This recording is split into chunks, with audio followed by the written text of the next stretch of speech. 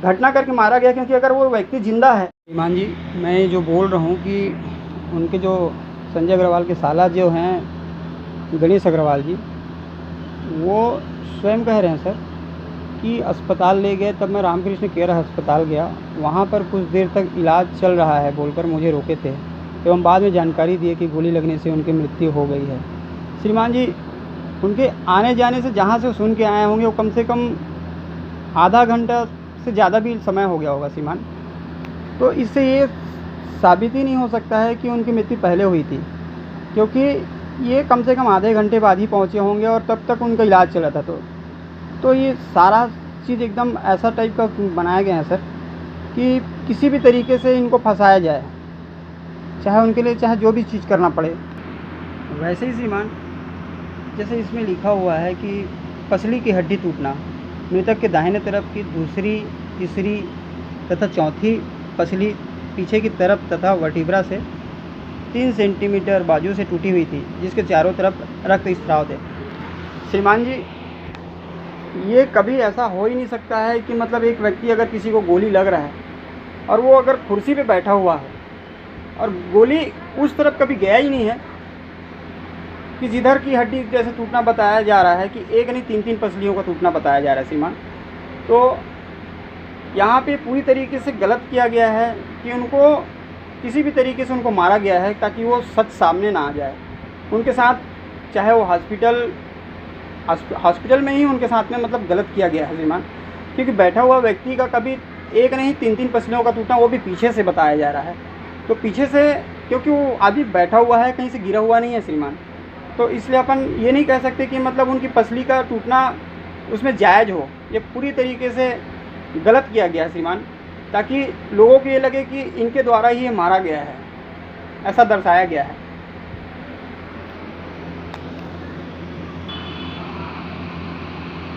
वैसे ही श्रीमान, यहाँ पे ये चीज़ और गलत बताया गया है, जिसे साफ जाहिर होता है कि पूरी तरीके से सोची समझी प्लान बनाया गया था श्रीमान।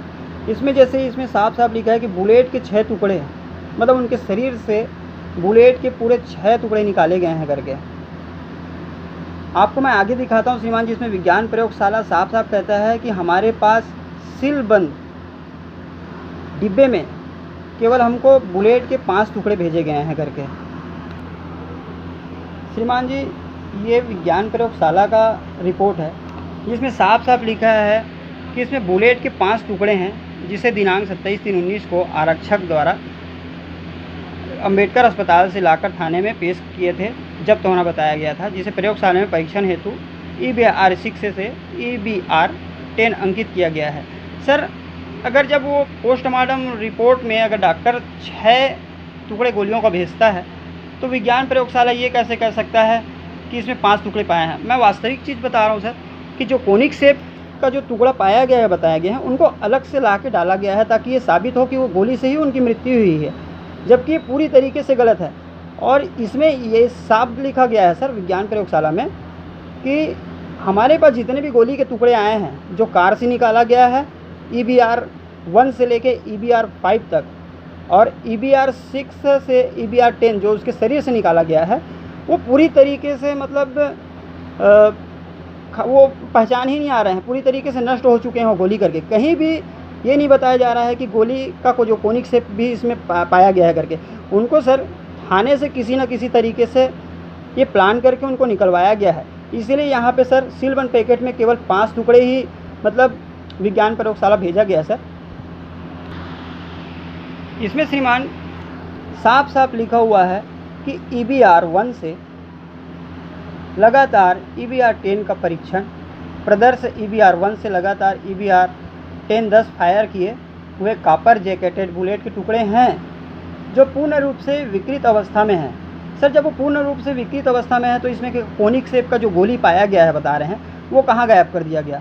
क्योंकि ये साफ जाहिर होता है सर कि कोनिक शेप का जो बताया जा रहा है गोली जैसे नुकीले भाग जो होते हैं, वो कभी सर कभी इस तरीके का नुकीला भाग कभी गोली में नहीं पाया जाएगा। अगर गोली फायर हो रहा है और टुकड़े हो रहे हैं तो ये पूरी तरीके से सर मेरे को फंसाने के लिए इस तरीके से मतलब एक षड्यंत्र रचा गया है कि इनको किसी भी तरीके से बुरी स्थिति में इनको फंसा दो और इनको कोर्ट भी इस तरीके से मतलब ध्यान ना दे सके करके। मेरे वकील लोग भी इन चीज़ों को, मैंने सारा चीज़ पूरा क्लियर बताया, उसके बाद भी वो सब इन बातों को पूरी तरीके से दबा दिए श्रीमान।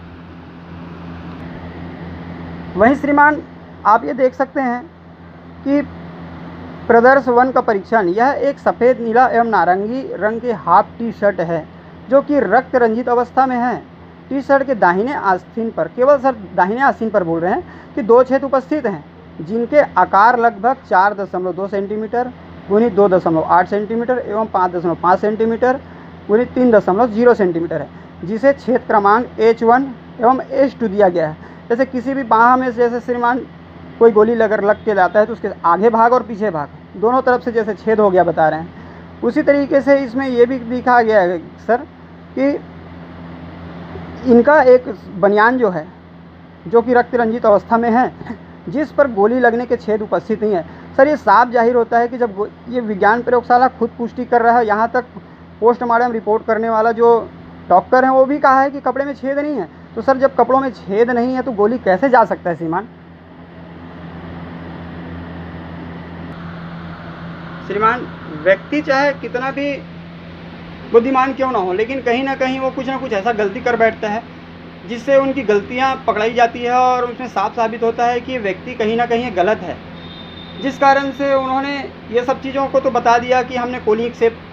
गर्दन से निकाला गया है करके, ना कॉलर में छेद है अगर गर्दन में पाया गया है तो, और ना ही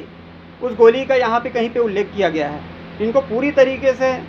आपको ये दर्शा दिया गया कि गोली से ही इनकी मृत्यु हुई, ताकि लोगों का ध्यान केवल ये रहे कि हाँ इनकी मृत्यु जो है गोली से हुई है करके। श्रीमान ये वो चैट है, मतलब ये मैंने व्हाट्सअप मैसेज किए हुए थे हमारे प्रफुल्ल ठाकुर साहब जो हैं, वो एडिशनल एसपी थे उस दौरान, तो इनको मैं तो उनके यहाँ सेवा देने के लिए जाया ही करता था सर, उस दौरान तो मैं बोला ही था, लेकिन उनको और भी अच्छे से याद दिलाने के लिए मैंने उनको मैसेज भी किया था सर। ये व्हाट्सअप मैसेज है उनका, आप इनमें भी मतलब साइबर सेल से जांच निकलवा सकते हैं सर कि ये वास्तविक में इनके पास में मैसेज किया गया था कि नहीं किया गया था। श्रीमान जी,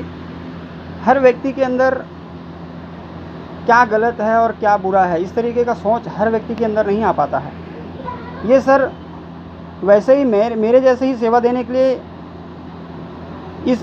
यह लड़का भी जाता था कि डीजी साहब के यहाँ। ये जम्मू कश्मीर में कुछ घटना हुआ था सर, उसमें साफ लिखा हुआ है कि डीजी ने पाँव दबाने कमरे में बुलवाया था, नौकर ने केचप की बोतल से गला रेता।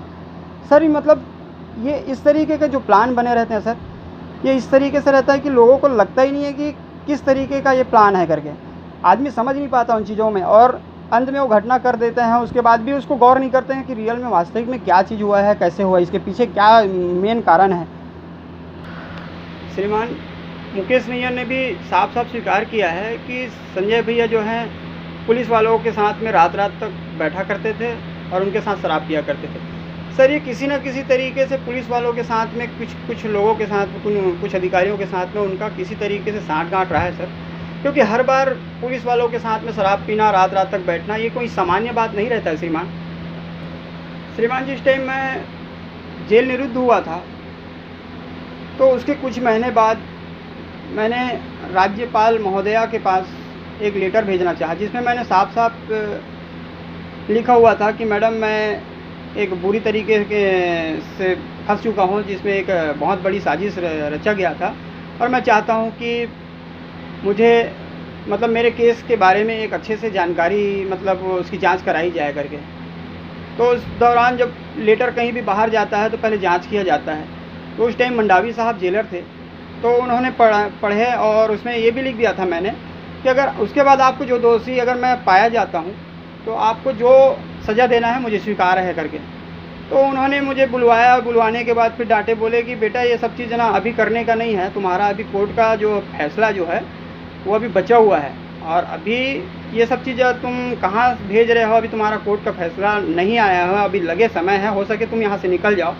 और ये सब चीज़ जब नहीं बनता है तो अंतिम का मतलब ये कार्य है तब तुम करना करके, और इस कारण से मेरा लेटर वहीं रुक गया श्रीमान। श्रीमान ये हमारे कार का लेन देन का वो प्रूफ है, जिसमें एक नॉर्मल रूप से जो दिया जाता है जवाबदारी पत्रक करके, उसमें बेचने वाले का साइन और लेने वाले का साइन। गवाह भी मैं लेके गया था, लेकिन उन्होंने कहा दिया कि मनोज भाई मैं कोई झुग्गी झोपड़ी वाला नहीं हूँ कि इतना तुमको वो करने की ज़रूरत नहीं है, और मैंने जो तुमको बात कर दिया है उस हिसाब से, मतलब पहले वाले दिन में श्रीमान जी कि मतलब वो उन्होंने किसी भी प्रकार से ये कभी नहीं दिखाया कि मतलब वो कोई गलत करेंगे करके। मैंने सोचा भी नहीं था, पता नहीं उसके बाद फिर ऐसी क्या परिस्थिति आ गई कि शायद वो ना जाने वो दबाव में रहे हैं कि क्या है, लेकिन उसके बाद ऐसे टाइप का अपना व्यवहार परिवर्तन किया, जिसके कारण से पूरा मतलब मैं पूरी तरीके से प्रताड़ित हो गया था श्रीमान। मैं हमेशा बार बार कई बार उनको रिक्वेस्ट किया, कई बार उनसे जाके हाथ जोड़े, लेकिन कोई मतलब नहीं हुआ श्रीमान जी। वैसे ही जो मैंने बताया था कि मतलब मुकेश नैयर ने इस तरीके से बयान दिया हुआ है, वो बयान पेपर भी मैं दिखाता हूँ श्रीमान आपको। ये मुकेश नैयर का बयान का पेपर है श्रीमान। इसमें उन्होंने ये 17 नंबर क्रमांक में उसके बाद खुद कहा है कि गैरेज में संजय अग्रवाल के पुलिस वाले दोस्त लोग आया करते थे। यह कहना सही है कि शाम को घंटों बैठा भी करते थे।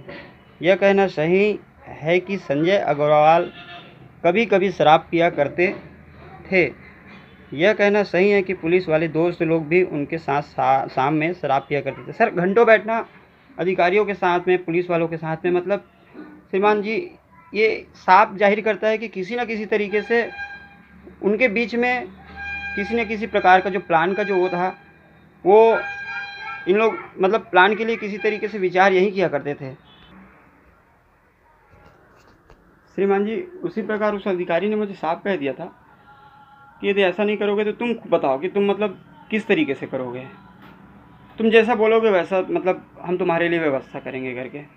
तो सर मैंने पूरी तरीके से मन से ठान लिया था कि मैं को कोई प्रकार से किसी भी प्रकार से गलत मुझे करना ही नहीं है करके, और अंत में फिर इस तरीके से मेरे साथ में ऐसा खेल खेल दिया गया। सर आज भी मैं वो बता रहा हूँ कि मतलब एक छोटा सा मैकेनिक जो होता है वो है जुबेर नाम का मैकेनिक, तो सर वो मतलब इतना बड़ा मतलब घटना होने के बाद भी किसी के मतलब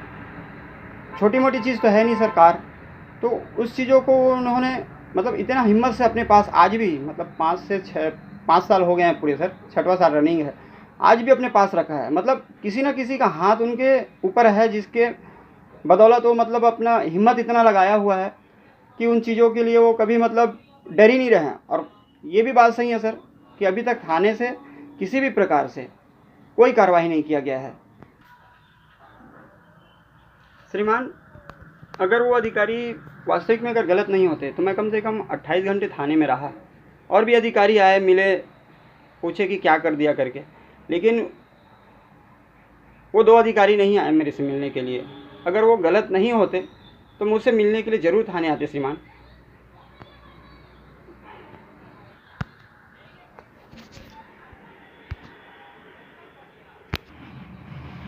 वैसे श्रीमान ये जो है चेक बाउंस का केस लगाया गया था, तो उसका ये निर्णय काफ़ी है श्रीमान।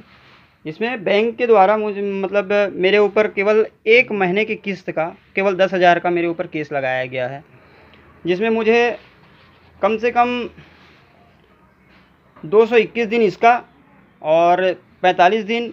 जुर्माने का सज़ा दिया गया है। तो कम से कम ये श्रीमान जी 8 से 9 महीने का सज़ा मेरे को बैंक द्वारा दिया गया। तो मैं उस दौरान जज मैडम को भी बोला था कि मैडम ये सब एक षड्यंत्र है जिसके तहत मुझे फंसाया गया है, और अभी इन्होंने 4 साल लगभग हो रहे हैं, तो ये मतलब 10,000 का केस मेरे ऊपर लगाया गया है करके। तो मैडम ने भी उनको पूछा कि भाई ये बोल रहे हैं कि 5 लाख रुपए जैसे इनको लोन दिया गया है, और इतने दिनों के बाद आप मतलब केवल 10,000 कर मतलब क्यों वो कर रहे हैं करके। तो उन्होंने साफ कह दिया कि नहीं मैडम, बैंक के द्वारा मेरे को केवल 10,000 का केस लगाने के लिए बोला गया है करके, और फिर उसमें भी आगे समय होने के बाद 10,000 के केस के लिए मेरे को सज़ा दे दिया गया। मैडम मैं ये कहता हूँ सर, मैं ये कहता हूँ कि कम से कम वो केवल 10,000 था, मेरा तो 3-3 लाख रुपए फंसा हुआ है, आज भी फंसा हुआ है।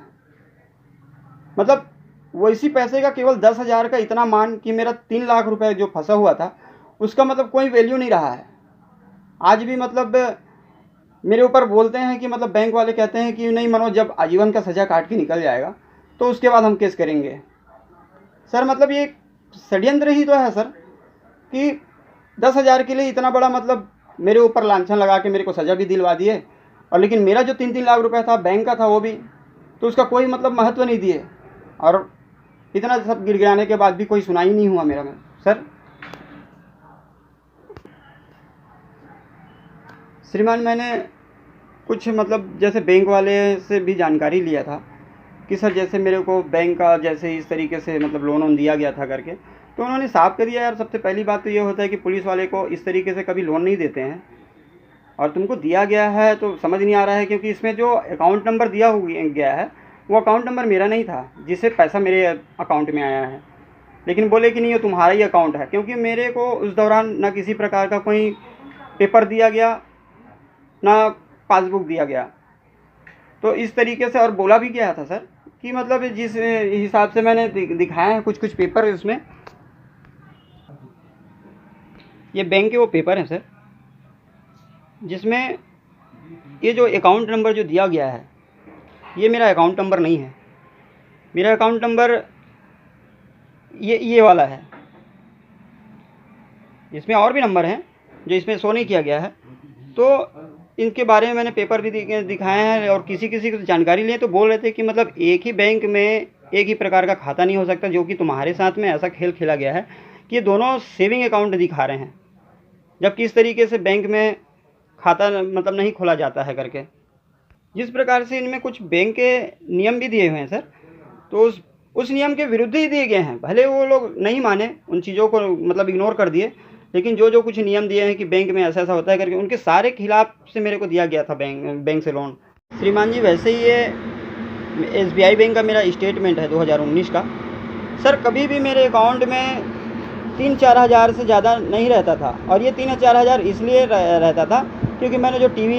लिए थे उसकी किस्त कटाने के लिए मैंने ये पैसा मुझे जमा करना पड़ता था, नहीं तो मैं अपने अकाउंट में, क्योंकि मेरे पास पैसे ही नहीं बचते थे, केवल मैं तनखे के ही सहारा था,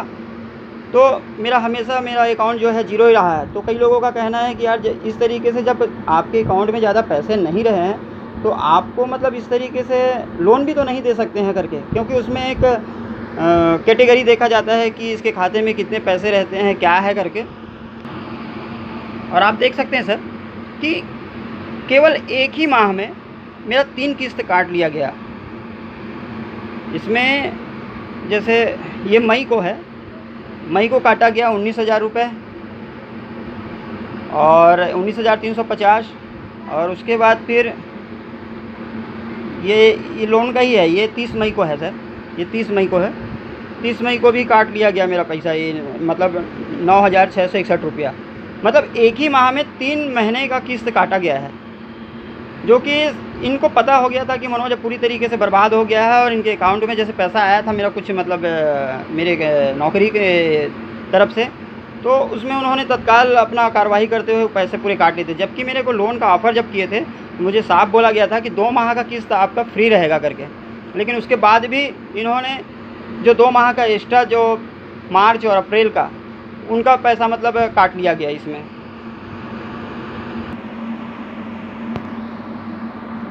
श्रीमान मैं तो जैसे भी हूँ फंस गया हूँ, मेरा लाइफ भी ख़राब हो गया है, मेरे बच्चों का भविष्य भी बिगड़ गया है। छोटे छोटे बच्चे थे मेरे उस टाइम, 2 गुड़िया है मेरे। मैं अब यही है कि मेरा अब आखिरी उम्मीद है कि मैं केवल एक आखिरी मौका है कि सुप्रीम कोर्ट के जो मुख्य न्यायाधीश महोदय हैं, उनके जो टीम है, मैं चाहता हूं कि उनको पूरी तरीके से विचार करके फैसला करें कि रियल में वास्तविक में क्या है कैसा है। अगर दोषी मैं पाया जाता हूं तो मुझे सज़ा दे, क्योंकि सर बड़ी मुश्किल से मैं मतलब इस वर्दी को प्राप्त किया था,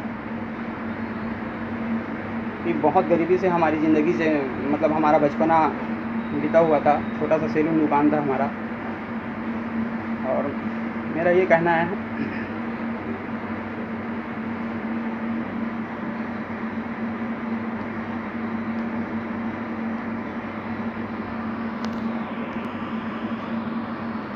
मैं चाहता हूँ कि सर कि मेरे को जैसा इस्तेमाल किया गया है वैसा और कोई भी इस्तेमाल ना हो, क्योंकि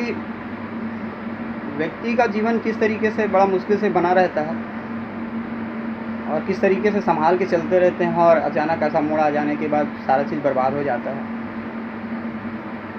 व्यक्ति अपने परिवार को पाले, खुश रखे, लेकिन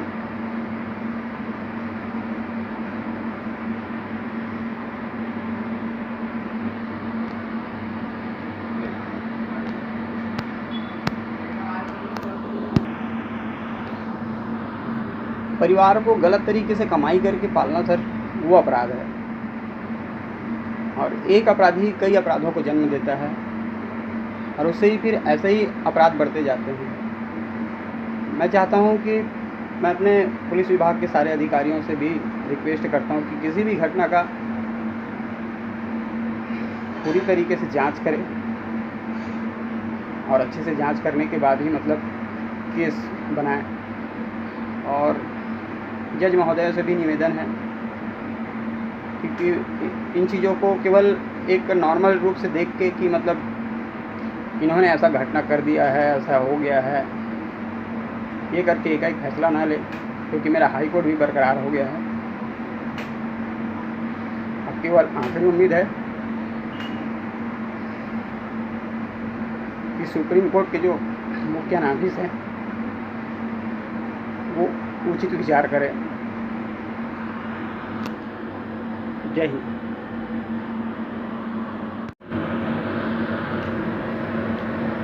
जय हिंद सर। मेरा छत्तीसगढ़ सरकार से विनम्र प्रार्थना है कि मैं चाहता हूं कि श्रीमान कि हम जितना ज़्यादा से ज़्यादा हो सके हम अपराध को रोक सकते हैं सर।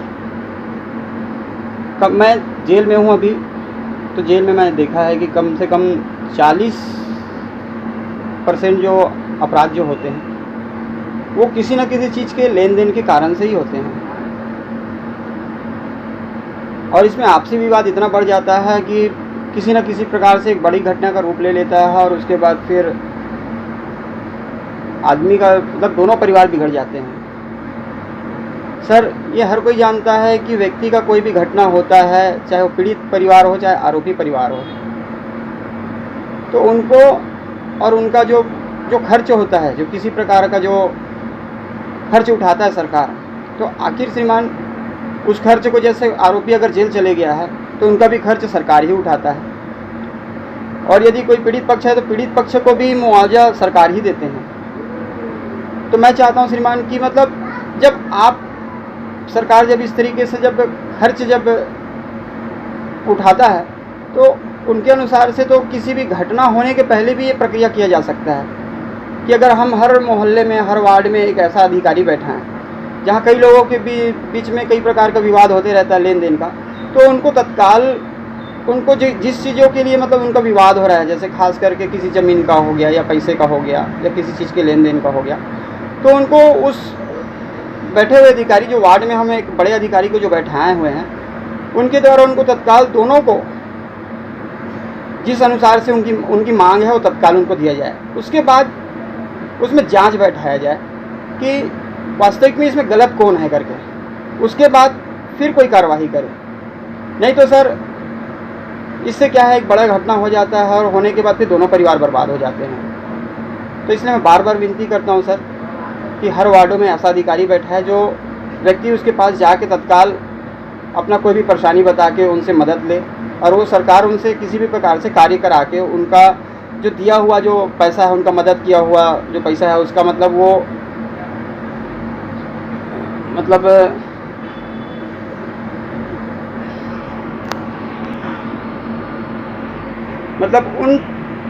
उनके जो दिए हुए पैसे हैं, जैसे सरकार ने जो पैसा दिया हुआ है, तो उनसे फिर किसी प्रकार से फिर कार्य करा के उनकी भरपाई कराई जाए उन व्यक्ति से। तो सर इससे बहुत सारे अपराध रुक जाएंगे सर। सर एक और प्रार्थना ये है कि जैसे अधिकारियों के जरिए से कोई गलती हो जाता है, चाहे थानेदार हो या किसी ऑफिस के जरिए से हो, तो उसमें सर कई बार ये होते हैं कि कोर्ट ने उनको फटकार लगाया। सर फटकार लगाने से अपराध रुकता नहीं है, क्योंकि मैंने इन चीज़ों को बहुत गहराई से विचार करके देखा है सर कि जब कोई आदमी कोई गलत कार्य करता है तो गलत कराने वाले उनको इतने पैसे दे देते हैं कई बार कि वो सस्पेंड होना पसंद कर लेते हैं, क्योंकि उनके जो पैसे का सस्पेंड होने के बाद उनके